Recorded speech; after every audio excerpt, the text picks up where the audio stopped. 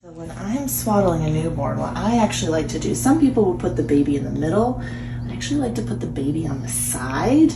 And the reason is when you can either tuck the arm down or across. I do like to have the arm up a little bit, but when you do that first tuck with the tail, that fabric isn't quite as long, so you're not feeling like you have to like wrap it around the baby's body quite as much when you do it asymmetric. And then I like to tuck the tail under the butt. Then those feet are nice and froggy up, and when you do it asymmetric, this tail isn't quite as long.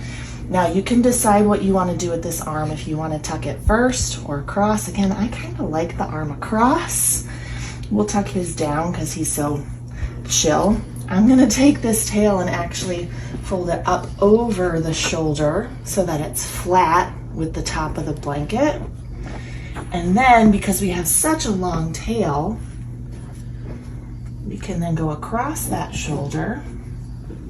Oh, big yawns. And we have so much more tail to then come and wrap around for our little baby burrito. There you go. Now you know.